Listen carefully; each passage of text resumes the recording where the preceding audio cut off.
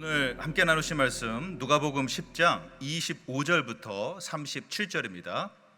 누가복음 10장 25절부터 37절 한 절씩 나눠 읽고 마지막 절은 함께 읽도록 하겠습니다. 어떤 율법 교사가 일어나 예수를 시험하여 이르되 선생님 내가 무엇을 하여야 영생을 얻으리이까? 예수께서 이르시되 율법에 무엇이라 기록되었으며 내가 어떻게 읽느냐? 대답하여 이르되 내 마음을 다하며 목숨을 다하며 힘을 다하며 뜻을 다하여 주 너의 하나님을 사랑하고 또한 내 이웃을 내 자신같이 사랑하라 하였나이다. 예수께서 이르시되 내 대답이 옳도다. 이를 행하라. 그러면 살리라 하시니 그 사람이 자기를 옳게 보이려고 예수께 여쭈아오되 그러면 내 이웃이 누구나이까? 예수께서 대답하여 이르시되 어떤 사람이 예루살렘에서 여리고로 내려가다가 강도를 만나매 강도들이 그 옷을 벗기고 때려 거의 죽은 것을 버리고 갔더라. 마침 한 제사장이 그 길로 내려가다가 그를 보고 피하여 지나가고 또 이와 같이 한 레위인도 그곳에 이르러 그를 보고 피하여 지나가되 어떤 사마리아 사람은 여행하는 중 거기 이르러 그를 보고 불쌍히 여겨 가까이 가서 기름과 포도주를 그 상처에 붓고 싸매고 자기 짐승에 태워 주막으로 데리고 가서 돌보아 주니라. 그 이튿날 그가 주막 주인에게 데나리온 둘을 내어주며 이르되 이 사람을 돌보아 주라. 비용이 더 들면 내가 돌아올 때 갚으리라 하였으니 내 생각에는 이 세 사람 중에 누가 강도 만난 자의 이웃이 되겠느냐? 함께 있습니다. 이르되 자비를 베푼 자니이다. 예수께서 이르시되 가서 너도 이와 같이 하라 하시니라. 아멘. 오늘 금요 성경 기도에 특별한 분이 오셨습니다. 알바니아에서 오신 선교사님 김재설 선교사님께서 내 이웃은 누구인가란 제목으로 말씀 나눠주시겠습니다. 우리 김재설 선교사님 박수로 맞이하겠습니다.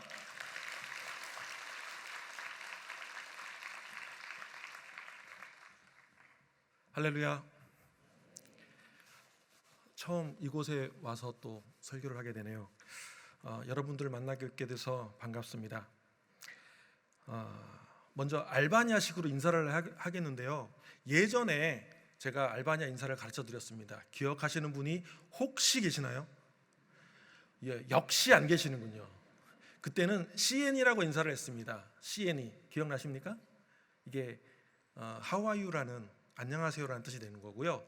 원래는 볼뽀뽀를 해야 되는 거, 그건 기억나시죠? 그거는 해야 되는데 코로나 시대 때 할 수 없습니다. 그래서 다른 인사를 알려드립니다. 그래서 자막을 한번 띄워 보여주시겠습니까? PPT. 이 인사는 주님께서 당신에게 복 주시길 바랍니다 라는 기원의 뜻을 갖고 있습니다. 네, 위에 써있는 이상한 글자는 보지 마시고 가로친 거 읽으시면 됩니다. 조티유 베코프트, 조티유 베코프트. 그래서 조티가 주님이시고 유는 여러분들 뜻합니다. 그리고 베코프트가 이게 복 주시기를 원한다라는 기원문입니다. 그래서 주님께서 당신에게 복 주시기를 이런 뜻입니다. 그래서 여러분 주위 분들에게 한번 인사합시다. 조티유 베코프트. 알바니아 오시면 이런 말 자주 들으실 수 있습니다. 그래서 여러분들에게 하나님의 복이 늘 임하시기를 바라겠습니다. 한국 사람이 한식이나 중식, 일식, 양식이든 어느 음식점을 가게 되든 가장 많이 주문하는 그 얘기되는 음식이 있습니다. 혹시 뭔지 아십니까? 어느 식당에서도 똑같아요. 사람들끼리 모여서 보면 뭐 먹을래? 그럼 나오는 대답이 있습니다. 그렇죠, 아무거나. 그 음식은 어느 곳에든지 다 있는 것처럼 얘기를 합니다. 심지어는 애들도 그 소리를 해요. 아무거나 먹어. 그렇죠? 한국 사람이 자신이 먹고 싶은 음식이 없어서 그런 것이 아닙니다. 다른 사람과의 관계가 중요하기 때문에 그 사람과의 관계를 맺고 음식을 먹는 건 보조를 이룹니다. 그렇기 때문에 아무거나를 선택합니다. 보통 이런 경우는 적당히 아무거나 시킨다고 합니다. 어떤 면을 보게 되면 여러모로 만족시키는 말입니다. 대충대충과는 좀 다르죠. 대충대충은 그냥 넘어가는 것. 근데 적당히 이런 아무거나라는 뜻은 어떤 면에서 극히 뛰어나진 않지만 그렇다고 모자라지 않는 그런 중간 상태를 말합니다. 이래도 되고 저래도 되고 하는 거죠. 자막은 이제 안 보내셔도 됩니다. 우리의 삶의 모습은 뛰어난 모습을 바라지만 그렇지 못할 경우에는 적당이라는 말로 포장하여 인생을 살아갑니다. 인생에서 성공과 실패 무엇으로 결정될까요? 좋은 학교에 진학하는 것, 좋은 직장에 들어가는 것, 이것들로 성공하고 실패한다고 결정할 수 있을까요? 돈을 많이 벌고 결혼을 잘하면 그것이 성공일까요? 돈을 많이 번다는 게 도대체 무슨 의미일까? 내 이웃보다 조금 더 벌면은 성공입니까? 결혼을 잘한다는 도대체 무슨 의미예요? 우리가 늘상 하는 말이지만 그 말 속에서 우리 속에 갖고 있는 다른 욕망이 숨어 있는 경우가 많습니다. 깊이 곱씹어 생각하면 많은 것을 생각하게 되죠. 그러면 우리의 신앙생활은 어떨까요? 코로나 시대를 살고 있는 이 시대에 특히 사회적 거리 4단계에 들어가는 다음 주부터 그렇게 들어가죠. 어떤 신앙생활을 하는 게 좋은 신앙생활일까? 교회에 열심히 잘 나오는 것? 그것도 하나의 모습일 수 있습니다. 아니면 어느 곳에 있든지 기도하고 시작하는 것? 그것도 좋은 신앙생활일 수 있죠. 용인제일교회 출석하니 큰 교회에 나오니까 자신의 신앙이 좋은 걸로 또 생각할까요? 그런 사람도 분명히 있습니다. 큰 교회 다니면 나의 믿음이 크다라고 생각하는 사람이 있습니다. 하지만 이런 것은 착각이죠. 큰 건물의 교회 다니면 신앙이 그만큼 크다라고 생각하는 것, 많은 사람들이 바깥의 외양을 보고서 착각합니다. 실제 믿음 생활이란 큰 교회 출석하는 걸 말하는 게 아닙니다. 진정한 믿음 생활은 말 그대로 믿는 것입니다. 하나님을 믿는 것, 하나님의 뜻에 따라 사는 것이고 부름받아 사는 것입니다. 매일매일 살면서 하나님의 뜻이 이 땅에 임하도록 살아가는 것, 그것이 바로 믿음 생활입니다. 오늘 읽은 성경 본문에서 율법교사의 질문은 무엇이었습니까? 선생님, 내가 무엇을 하여야 영생을 얻겠습니까? 그런데 율법교사는 이 답을 알고 있었어요. 예수님을 시험하기 위해서 질문한 거였죠. 예수님의 대답 우리도 잘 알고 있죠. 그러면 율법에 뭐라 기록되었느냐? 내가 어떻게 읽느냐? 뭐라고 말합니까? 내 마음을 다하며 목숨을 다하며 힘을 다하며 뜻을 다하여 주 너의 하나님을 사랑하고 또한 내 이웃을 내 자신같이 사랑하라 하였나이다. 우리가 많이 들었던 말이에요. 다 아는 말이에요. 이게 정말 가장 중요한 율법인 것도 압니다. 예수님께서도 칭찬하십니다. 내 대답이 옳도다. 맞아. 그러니까 이대로 살아. 그러면 살 거야. 율법교사는 또 질문하죠. 진짜 질문이 이거예요. 그러면 내 이웃은 누굽니까? 예수님의 성경 지식을 위해서 그걸 알고 싶어서 질문했을까요? 이 율법교사는 정말 궁금했을 거예요. 내 이웃이 누구일까?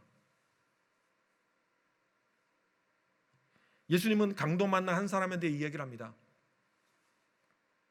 어느 유대인이 예루살렘에서 여리고로 내려가고 있는데 강도를 만납니다.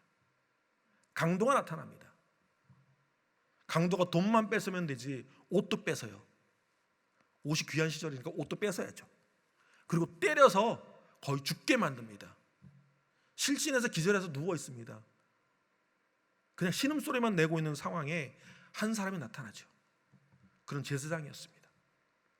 그는 쓰러진 사람을 보고 피해 지나갑니다. 한참 후에 또 다른 사람이 나타납니다. 그 사람은 레위인이었습니다. 그도 쓰러진 사람을 보고 피해서 지나갑니다. 제사장은 어떤 사람입니까? 유대인들이 죄를 지었을 때 하나님께 나아가 제사를 드려 죄를 용서받도록 하는 일을 하는 사람이었습니다. 하나님과 죄인을 연결시켜주는 사람이었습니다. 레위인은 어떤 사람이었습니까? 성전에서 봉사하는 사람이었습니다. 하나님을 잘 섬기는 사람들이었습니다. 이들은 성경을 잘 알고 있었고 예배를 잘 드렸고 예배당에 잘 나오는 사람이었습니다.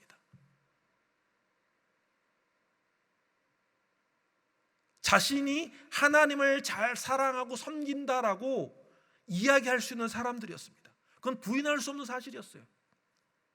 사회적으로도 인정받고 존경받는 사람들이었습니다. 그러나 이들은 강도 만나 죽어가는 사람을 피했습니다.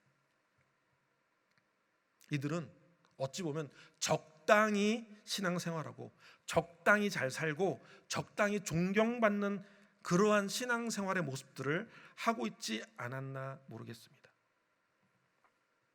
코로나 시대를 살아가고 있는 우리들의 모습이 혹시 이러진 않습니까? 적당히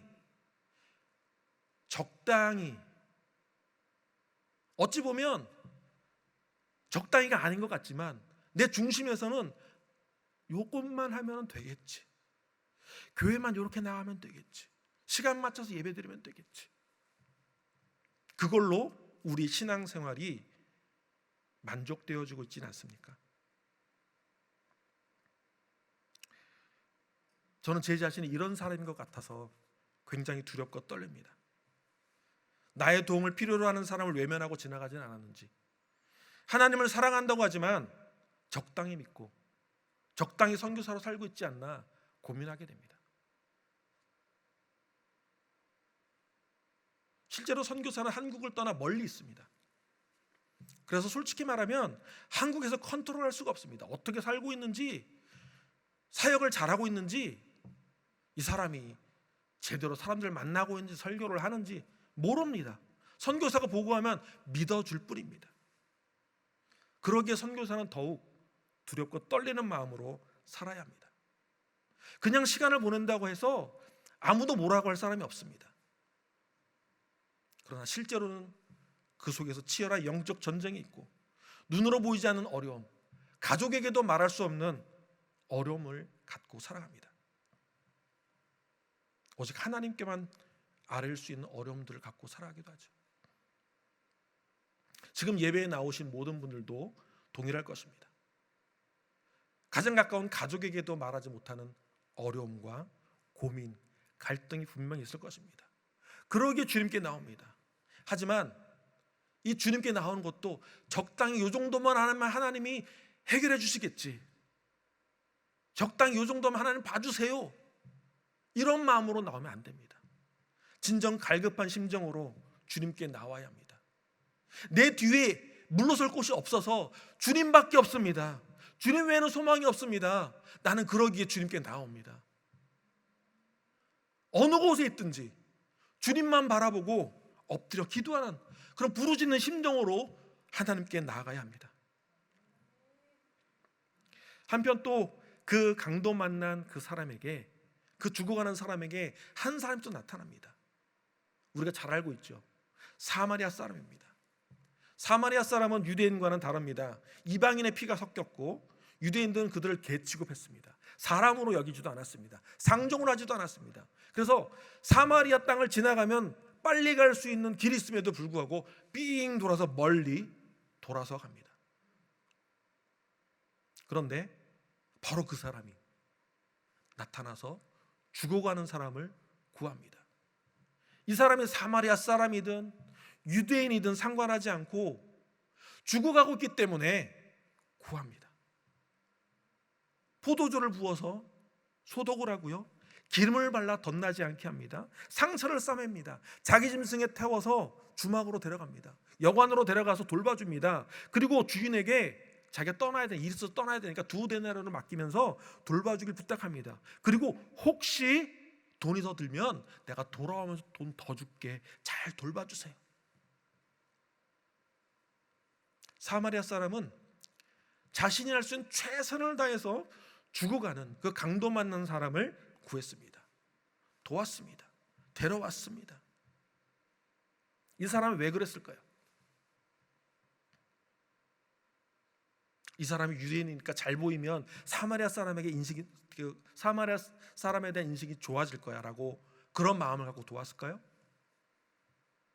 성경은 분명히 말합니다. 사마리아 사람이 여행하는 중에 그를 보고 불쌍히 여겼다. 불쌍히 여겼다. 그래서 그를 도와주었습니다.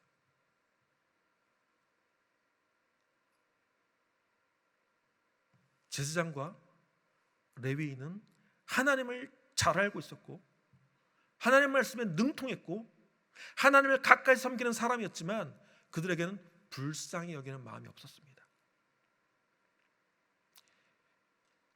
그러나 이 외면당하고 유대인으로부터 무시당하는 그러한 사마리아 사람이 불쌍히 여기는 마음을 가지고 강도 맞는 사람을 도와주었습니다.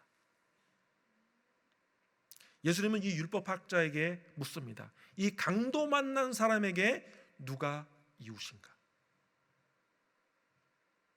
하나님을 잘 섬기는 제사장? 성전에서 봉사하는 레위인? 아닙니다. 율법학자는 성경을 자세히 보시면은 사마리아 사람이라고 얘기를 결코 안 합니다. 결코 그 말을 할 수가 없어요. 왜냐하면은 사마리아 사람은 개로 여기고 저주받은 지옥 갈 존재라고 생각하기 때문에 그 말을 할 수 없어요. 뭐라고 말하냐면 자비를 베푼 자입니다. 돌려 말합니다. 그런데 예수님은 이렇게 말하죠. 너도 이와 같이 하라. 도움이 필요한 사람에게 이웃이 되라고 합니다. 그 방법은 뭘까요? 그 사람에게 내가 갖고 있는 돈을 전부를 다 준다 할지라도 헛것이 될 수 있습니다. 내가 생명을 내어준다 할지라도 헛것이 됩니다. 불쌍히 여기는 마음이 없다면. 고린도전서에서는 뭐라고 말합니까? 사랑이라고 말합니다. 사랑이 없으면 아무것도 아니라고 말합니다. 이 사마리아 사람은 불쌍히 여겼습니다. 불쌍히 여길 때 하나님의 사랑이 흘러갑니다. 불쌍히 여길 때 그 사람의 이웃이 될 수 있습니다. 보통 우리는 잘 나가는 사람의 친구가 되고 싶어 합니다. 부자인 사람, 똑똑한 사람. 우리들의 자녀들한테 친구 사귀를 할 때 어떤 사람 말합니까? 좋은 친구 사귀라 그러죠. 공부 잘하는 사람, 예의 바른 사람에게 친구하라 그러죠. 저도 그렇게 듣고 자랐어요. 동일합니다. 그러나 하나님은 아닙니다. 불쌍히 여기기 때문에, 사랑하기 때문에, 우리를 그래서 사랑하기 때문에, 불쌍히 여기기 때문에 예수님이 이 땅에 오셔서 돌아가셨고 부활하셨습니다. 우리의 구원이 그래서 온 겁니다. 불쌍히 여기는 마음이 그래서 중요한 겁니다.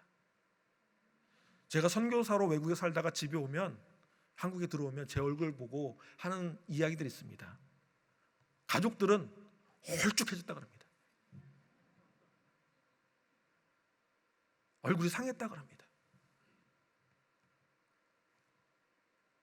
근데 친구나 다른 사람을 만나면 얼굴 좋아졌다고 말합니다. 왜 그럴까요? 가족은 짠하고 마음이 아프고 하면서 불쌍히 여깁니다. 친구나 다른 아는 사람들도 저를 오랜만에 만나고 반갑고 좋지만은 불쌍히 여기는 것까지는 아닙니다. 제가 좀 불쌍한 태도를 보여야 좀 될까요? 자기 생활에 바빠 그냥 지나칩니다. 몇 년 전에 제가 처음으로 선교사로 나갔다가 처음 안식년 들어와서 한국에 들어왔을 때 제일 적응하지 못한 말이 뭐였냐면 언제 밥이나 한번 먹자라는 말입니다. 지금은 다 압니다. 근데 그전에는 왜 약속 시간 안 잡지 진짜? 그게 몇 년 전이에요. 한 8, 9년 전이에요. 이해를 못했어요. 근데 지금은 알죠.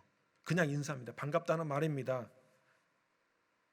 하지만 그 내면은 그저 그런 것입니다. 정말 만나고 싶고 교제하고 싶으면은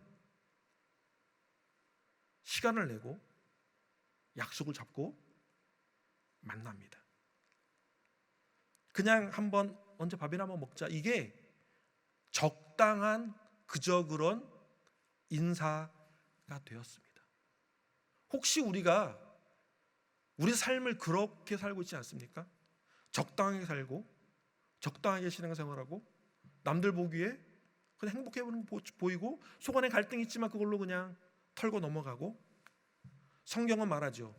마음을 다하고 목숨을 다하고 힘을 다하여 뜻을 다하여 주 너의 하나님을 사랑하라.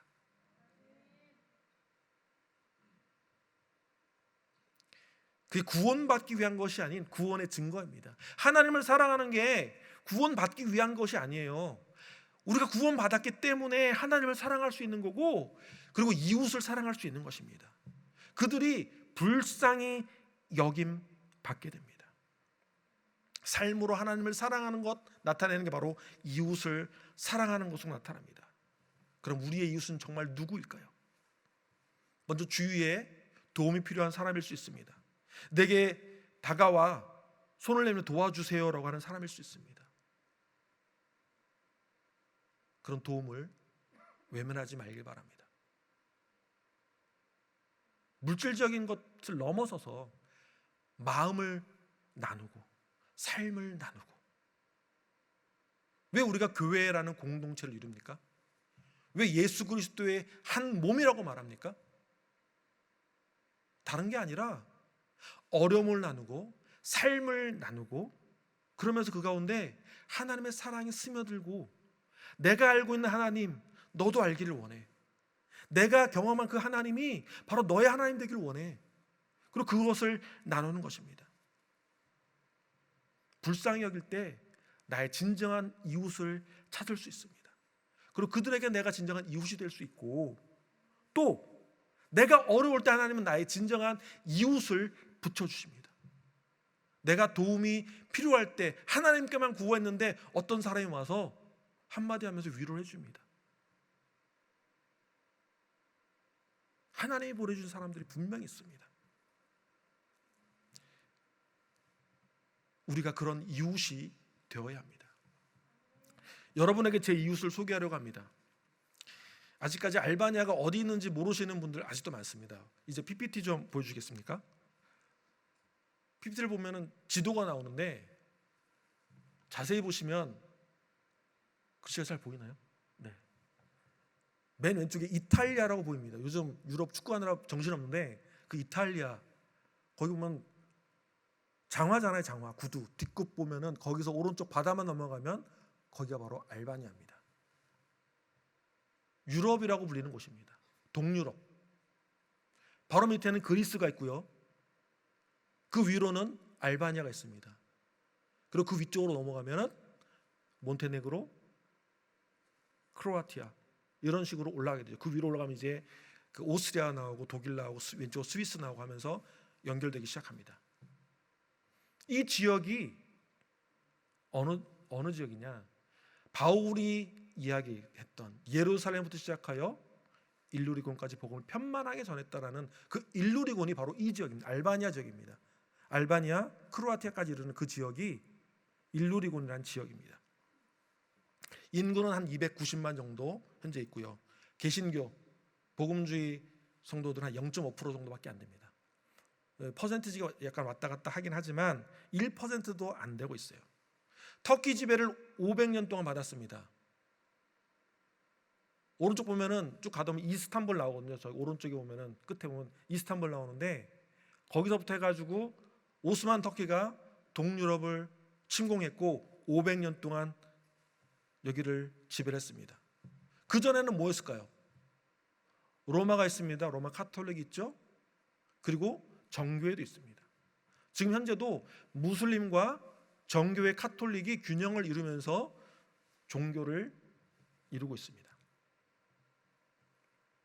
하지만 500년 동안 무슬림 지배를 받았기 때문에, 이슬람 지배를 받았기 때문에 이슬람 문화를 갖고 있습니다. 캐톨릭도 이슬람 문화에 대해서 잘 알고 있어요. 우리도 지금 한국에서 우리 예수님 믿고 신앙생활하지만 추석도 지내고 있고 설도 지내고 있고 다 하고 있지 않습니까? 그런 것처럼 거기 이슬람 문화를 공유합니다. 그래서 정말 신실하지 않은 사람들은 캐톨릭인데도 이슬람의 그 라마단 금식 기간에 금식하는 사람도 있습니다.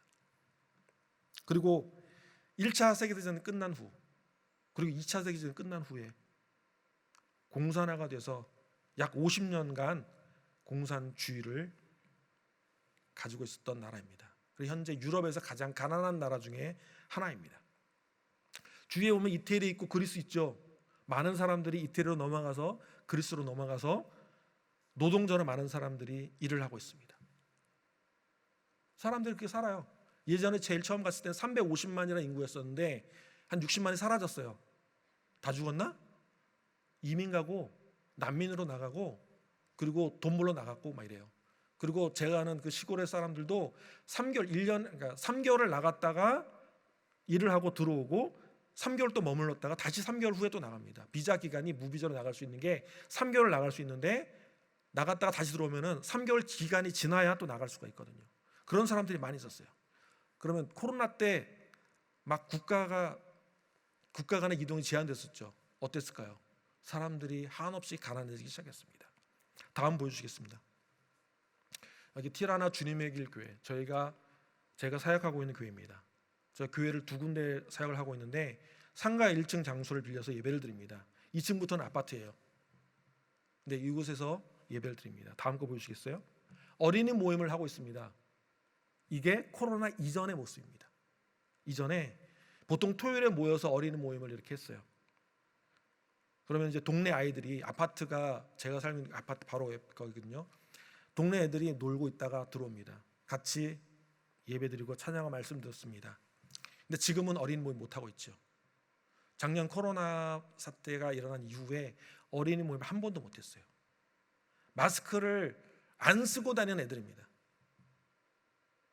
어른들도 안 쓰는데 애들도 안 써요. 어린이 모임 한 번도 못 했어요. 다음 사진은요. 주일 예배 사진입니다. 제가 설교하는 사진인데 어쩌다 보니 그 사람이 제일 많을 때 사진 찍은 거예요. 한 가정이 고려인 가정인데 알바니아에 정착하게 된 가정이 있어서 그 가정이 또 우리 교회 방문했을 때 현지인 대상으로 이게 설교하고 예배드리는 사진입니다. 다음 거는요. 예배 후에 이렇게 같이 김밥, 저거 밑에 있는 게 검은 게 김밥이에요. 대형 김밥도 만들어 보고 한국 문화에 관심 있는 청소년도 있어요. 뒤에 옆에 보면 청소년도 있고 한데 재미있는 시간을 가졌어요. 그러면서 교제도 하고 했죠. 예배 끝난 다음에 같이 뷰렉이라는 현지 음식을 먹기도 하고 빵을 나눠 먹기도 하고 그리고 이제 김밥도 만들고 라면도 있으면 라면도 같이 나눠 먹고 이랬습니다. 옆에 있는 또 그 한국인들은 알바니아 온 지 2년 된 선교사님인데 저랑 팀 사역을 하는 건 아니고요. 정착을 하면서 저희 교회 와서 같이 예배를 드리는 그런 상황이었습니다. 그런데 코로나가 터진 이후에는 다음 사진 보게 되면은 이렇게 줌으로 인터넷으로 예배를 드렸습니다. 이 예배를 드린 게 작년 3월 둘째 주 3월 11일에 월요일 날 코로나 환자가 생겼어요. 그 다음부터 5월까지 락다운이 있습니다. 그러면서 아무것도 못한 상황에서 줌으로 예배를 드리게 됐던 그런 상황이었습니다. 밖에 나갈 수가 없었어요. 생필품을 사러 나가려면은 핸드폰으로 문자를 보내요. 그 문자를 보내서 언제 나가겠다 하면은 그거에 대해서 문자가 답신이 옵니다. 그럼 그걸 갖고 나가요. 누가 경찰이 와서 검사를 하게 되면 그걸 보여주면 허락받고 나왔다. 그 시간 또 1시간만 딱 나가는 거예요.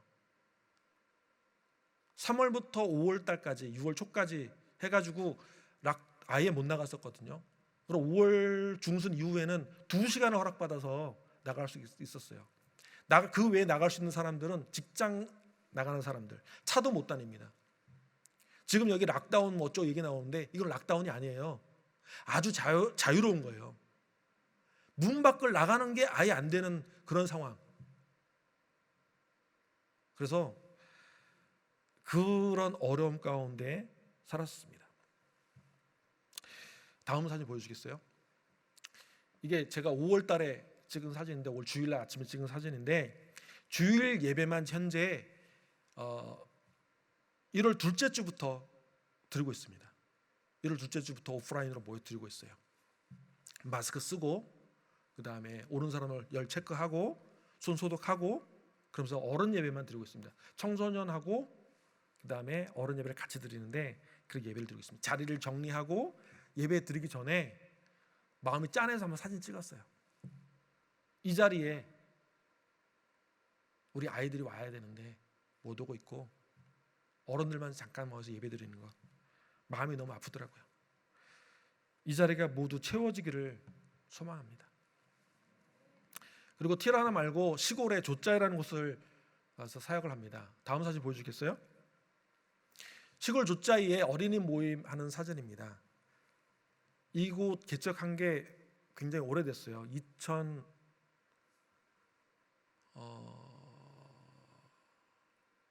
2011년, 12년 이때부터 개척을 해서 시작했던 곳입니다. 어린이 모임을 주중에 합니다. 학교가 끝나면은 아이들이 알아서 와요. 제가 차를 그 앞에 딱 대고 있으면은 아이들이 다 알아서 옵니다. 그리고 그 전에도 매일 얘기하니까 그 전에 오는 애들도 있고요. 밥 안 먹고 오는 애들이 많아요. 다음 사진이요. 같이 사역하는 오른쪽 가운데 있는 그 에틀레바 현지 전도사가 찬양을 인도하고 제가 기타 치고 그러면서 말씀을 전합니다. 어린이들에게 제가 말씀을 전하면 전할 수 있어요. 근데 애들이 안 들어요. 근데 현진이 얘기하면 듣습니다.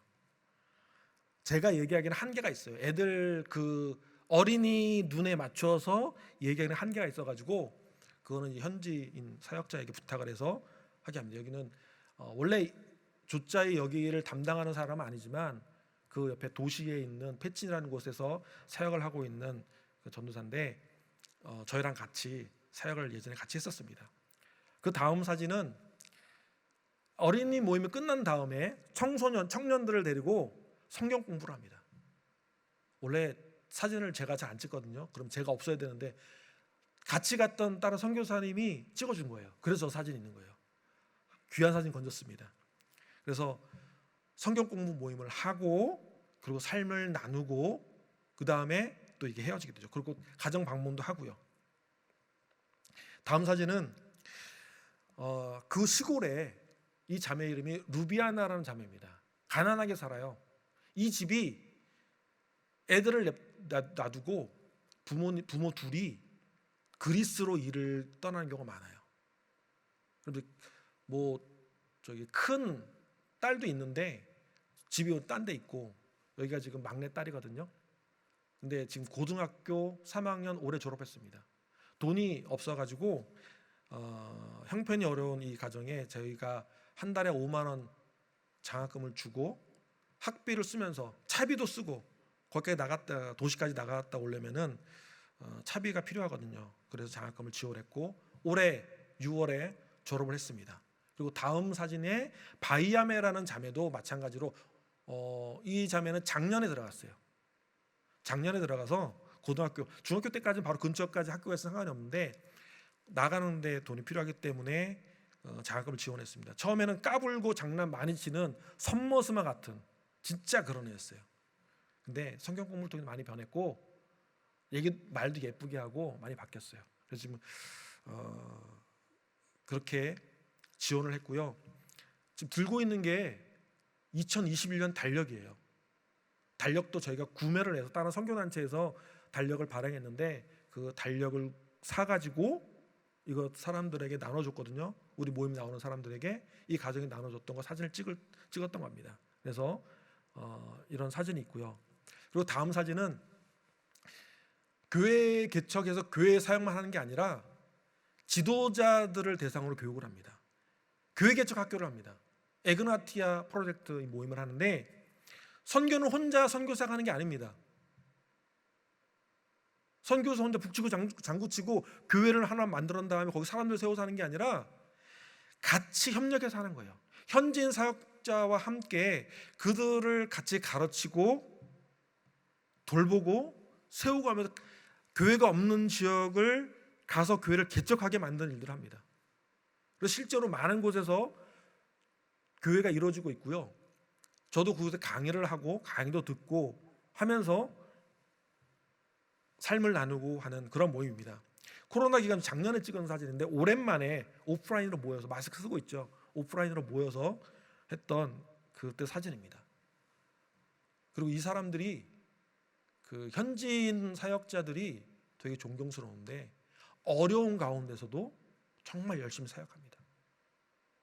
그래서 같이 기도하고 어려운 일이 있으면 기도 제목이 올라와요. 그럼 같이 기도하고 그러면서 삶을 나누고 하면서 굉장히 아름다운 모임을 갖고 있습니다. 그래서 이들을 지원하고 교육하고 하는 일들을 합니다. 전도 여행도 떠나고요. 다음 사진은 코로나 사태가 일어났을 때 티라나에 있는 광장에서 있는 모습 찍었습니다. 백신 접종하고 있는데 임시 가건물을 지어놓고 하고 있습니다. 지금 어르신들 나이 그때 저희 다 70대 이상 되시는 65세 이상 됐을 때였을 거예요. 4월 달에 찍은 건데 현재 100만 명이 접종을 했다고 합니다. 인구 290만에 100만 명 많이 접종했죠. 3분의 1 접종했죠. 나이 순으로 이제 연세 있는 분 또 의료인들 중심으로 해서 접종을 했습니다. 근데 현재 백신이 없습니다. 남아 있는 백신 접종하는 사람들은 2차 접종하는 사람들 좀 남아 있어요. 그런 사람 접종하고 있고 가을 때까지 백신이 현재 안 들어온다고 합니다. 가난한 나라로 했잖아요. 돈이 없어요. 백신을 사올 수가 없기 때문에 그렇습니다. 주로 어르신들이 많이 맞은 게 중국 백신을 맞았고요. 저희가 들어왔을 때 들었던 소리, 제가 6월 5일 날 한국에 입국했는데 그때 들었던 소리가 러시아 스푸트니크 V 그 백신을 맞고 있다라는 소식을 들었습니다. 그런데 그것도 다 떨어지고 새로 맞는 사람이 아무도 없습니다. 물론 이 사람들이 알바니아 사람들이 마스크를 잘 안 써요. 왜 안 쓰냐면 유럽 사람들 마스크 안 쓴다고 했죠. 그 이유를 알려드릴게요. 마스크 쓰는 사람은 환자가 쓰는 겁니다. 환자가 다른 사람 전염시키지 않기 위해서 마스크를 써요. 그러니까 마스크 쓰는 사람은 환자라고 인식을 합니다. 사람들 보고 마스크 써라 그러면 너넨 다 환자니까 마스크 써라는 의미가 되기 때문에 사람들이 거부를 하는 거예요. 안 걸리기 위해서 마스크 쓴다라고 생각하는 게 아니에요. 그러니까 그 생각이 아니기 때문에 많은 사람이 마스크를 안 썼고 현재 굉장히 많은 사람들이 이 일로 인해 가지고 코로나 바이러스 많이 걸렸습니다. 어느 정도냐면 주위 사람들이 얘기를 안 하는데 저희 교회에 나오는 그 선교사 부인 선교사님이 코로나에 걸려가지고 검사를 했는데 양성이 나왔어요. 자가격리 2주를 했습니다. 그리고 나중에 또 검사를 했을 때 음성이 나와서 그래서 밖으로 나왔는데 사람들이 이웃 주민이 오랜만에 보네 어디 갔다 왔어? 하니까 거짓말은 못 하잖아요. 선교사가 나 코로나 걸렸었어 하니까 그제서야 사람들이 얘기합니다. 나도 걸렸었어. 그 전까지 아무 얘기 안 해요. 그러다가 그 얘기를 하니까 나도 걸렸었어. 작년에 제가 아파서 한국에 잠깐 들어왔었죠. 저도 그때 코로나였습니다. 한국에 들어왔을 때는 음성이 나왔지만은 2달 지나서 알바니아 들어간 다음에 한 달 들어간 다음에 한 달 더 지난 다음에 피를 뽑아서 항체 검사를 했는데 항체가 나오더라고요. 코로나 바이러스 있었어요. 근데 많은 사람들이 마스크를 안 쓰기 때문에 누가 코로나 걸렸고 이게 전염됐는지는 알 수가 없어요. 그리고 알바니아는 현재 오늘 발표된 그 코로나 환자는 8명이었습니다. 적죠. 근데 저는 정부 발표를 못 믿어요. 현지인들도 못 믿어요. 왜냐하면은 알바니아 사람들은 가난하다고 했잖아요. 그러면은 내가 코로나 걸려서 아파서 직장에서 나오지 말라고 하면은 이 사람은 직장을 잃어버리는 거예요. 하루 벌어 하루 먹는 사람들이 자기 걸렸다고 얘기하겠습니까? 못하죠. 아파도 나가는 거예요. 그래서 정말 죽을 것 같으니까 그때 신고를 합니다. 그럼 어떻게 됩니까? 검사를 하죠. 근데 그 기간이 한 2주, 3주 지나면 이제 바이러스가 없어지거나 또는 있어도 이거는 그 네거티브, 그러니까 음성으로 쳐주거든요. 그러면 이 사람은 코로나가 아니라고 얘기를 해요. 근데 후유증으로 많이 아파하죠. 어떤 사람 남아있기 때문에 양성으로 나옵니다. 그러니까 이 숫자를 못 믿는 거예요. 시골에서는 사람들이 제가 가는 그 조짜이라는 마을에 그 교제하는 아저씨가 있는데 그분도 코로나 걸렸는데 정부 통계에 안 들어갔어요. 산소 마스크까지 썼거든요. 근데도 정부 통계에 안 들어갔어요. 그 보고가 안 되고 그냥 그렇게 넘어갔어요. 코로나에 걸려서 사람들이 죽을 것 같지 않으면은 병원에 가지 않습니다. 전염되는 거 신경 안 써요. 마스크 안 쓰면서 그냥 그렇게 살아요. 그러면서 가족들 전염되고 사람들 전염됩니다. 많은 사람들이 그래서 한 번씩 다 지나간 것 같아요.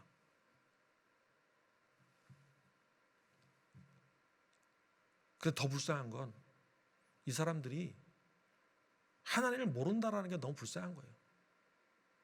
죄가 이렇게 스며들듯이 오는데 자신들이 죄인이라는 걸 모르고 난 죄인이라고 절대 얘기하지 않는 사람들이에요.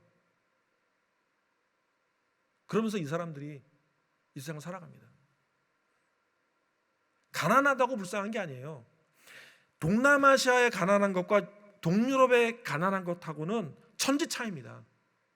그럼에도 불구하고 이 사람들이 불쌍한 이유는 하나님을 모르기 때문에 죽어가고 있는 거죠. 근데 코로나가 발생하기 더 전에는 이런 일이 있었습니다. 다음 사진 보여주시겠어요? 2019년 11월 26일 날 지진이 발생했습니다. 진도 6.4 새벽에 발생했고요. 두로스 저기 빨간색 났던 데가 진앙이 있었던 지역이에요. 빨간색 있던 데가 지진이 있었던 데고, 저 보면은 파란색에 있는 가운데 있는 거 거기가 수도 티라나예요. 얼마 멀지 않죠. 두로스라는 곳에서 그쪽 인근 지역에서 지진이 크게 일어났어요. 6.4 일어났는데 2달 전에 9월 20일에는 토요일이었습니다. 설교 준비를 하고 있는데 막 흔들려요. 5.6 15분 뒤에는 4.8이 지진 또 연이 일어났습니다. 사람들이 다 밖으로 나왔죠. 저희도 제 아파트인데 이게 흔들리는 게 이거는 경험해 보지 않으면 몰라요. 이때 6.4 이때 11월 20일 일어난 그 지진에 새벽에 발생해서 공식 발표로는 51명이 사망했다고 합니다. 나머지는 실종이에요. 근데 5일 후인 11월 30일에 수색 종료합니다. 그 말은 무너진 거 그냥 그대로 폐기 처분. 수많은 이재명이 발생했어요. 다음 사진 보여주실래요? 이렇게 무너졌습니다. 저희 교회 어린이 모임 나오는 티라나의 그 수도에 어린이 모임 나오는 쌍둥이 자매들이 있는데 이모가 있습니다. 이모네가 여기 두로스에 살아요. 그런데 이모는 일이 있어서 티라나 와가지고 그 집에서 잤고요. 다른 가족들이 있는데 그 집이 폭삭 주저앉았습니다. 다른 가족들 다 죽고 아들 하나만 살았어요. 근데 그 아들도 너무 많이 심하게 다쳐가지고 이탈리아 일반에서는 치료할 수 없으니 이탈리아로 후송되어서 치료받아야 됐습니다. 그게 뉴스에 크게 나왔어요. 한 집안이 완전히 그렇게 무너지는 것들이 나왔기 때문에 총리가 나와서 지원해주겠다, 집도 주겠다 하는 그런 방송 뉴스도 터지겠어요. 다음 사진 보여줄래요? 이렇게 무너지고요. 완전히 무너지죠. 이외에도 많습니다. 이때 그래서 저희들이 방문했던 지역이 이쪽 지역을 방문했고요. 또 다음 걸 보여주실래요? 그곳에서 한 그 운동장에 스포츠 경기장에 안에 있는 임시시설에 난민들을 수용한 곳입니다. 그래서 알바니아 한인 선교사 협의회에서는 지진 피해 대책 위원회를 만들었습니다. 그래서 모금을 하고 지원하고 하는 일들을 했습니다. 제가 그 위원장 맡아서 지금 2년 넘게 지금 하고 있는데 지금까지 계속 도와주고 있어요. 사람들을. 다음 거 보여주실래요? 보면은 그냥 바켓스에다가 옆에 하이타이 넣고 뭐 이런 거 같죠? 위생킷을 만들었어요. 난민들이 있는 곳에 빨래도 못하고 휴지도 없고 막 하기 때문에 다음 사진이요. 이런 것들 넣어서 만들어서 트럭 불러다가 트럭에도 넣고 난민들 수용하는 곳으로 보냈습니다. 그리고 그곳에서 나눠 갖게 했고요. 저희 혼자만 할 수 있는 게 아니기 때문에 외국 선교 단체와 같이 힘을 합쳐 가지고 돈을 모으고 같이 일을 했어요. 누구라도 해야 할 일이었어요. 그리고 지진 피해 입은 사람들을 지원하는 일들을 하는데, 다음 거요. 지진 피해 입은 가정들에게 지원금을 매달 조금씩 줬어요. 저희도 이제 돈이 여유가 많지는 않은데 생활비를 지원하면서 여유가 되면은 이거를 집을 고칠 수 있도록. 저희 보면 그 밑에 색깔 다른 부분 있죠. 지진 나서 거기 깨지고 막 이런 부분들이에요. 저희는 저 사진은 두로스의 한 선교사님, 한인 선교사님이 그 교회 성도를 지원하는데 저희가 한인 선교사회에서 전달을 해서 그분이 전달해 주는 거 사진을 찍어 저희한테 보내주신 거예요. 또 이런 가정이 있어요. 다음 사진이요. 완전히 무너졌죠. 저기 집이에요. 가난한 집인데 일일이라는 사람입니다. 에그나테 프로젝트 하는 그 함께하는 그 현지 목회자님 추천으로 지원하게 됐는데, 이 사람이 일일이라는 사람이, 다음 사진이요. 제 옆에 있는 사람이 일일이라는 사람인데 감옥에 가 있었어요. 오랫동안 있다가 거기서 복음을 듣고 예수를 믿게 됐어요. 근데 나 출소한 다음에 가정을 이루게 되고 살고 있는데 지진으로 집이 무너진 거죠. 그래서 올 1월 달에 방문해서 생활비하고 복구비를 미리 좀 지원을 해줬고요. 이렇게 일을 했습니다. 그리고 다음 사진은 수만이라는 도시가 있는데 그곳에서 한 절반, 도시의 절반이 다 무너지고 이재민이 발생했어요. 저기 지금 살아있는 말씀 교회입니다. 이름이 살아있는 말씀이에요. 피알라이즈 자리라고 하는데, 살아있는 말씀 교회에 맨 왼쪽에 있는 분이 파트미르라는 목사예요. 근데 그 교회도 지금 어떻게 했냐면은 정부가 진단했을 때 이 건물을 사용할 수 없다라고 X표를 썼어요. 이제까지 그 교회 저기 뒤에 보이는 것들이 물품들을 갖고 와, 사람들 갖고 오고 저희들도 보낸 것들도 있고 하면서 그 물품들을 서로 나눠주는 일들을 했어요. 교회에서 나눠주고. 그 교회가, 다음 사진 보여주실래요? 주일마다 왼쪽에 있는 게 저희한테 보내준 건데, 주일마다 바로 교회 앞에서 길거리에서 예배를 드립니다. 비 와도 예배를 드리고 그렇게 예배를 드렸어요. 오른쪽에 있는 사진이, 그러면서 지금 이제 재건축에 들어갔습니다. 재건축 들어가 가지고 부수고 새로 짓고 하는 일들을 합니다.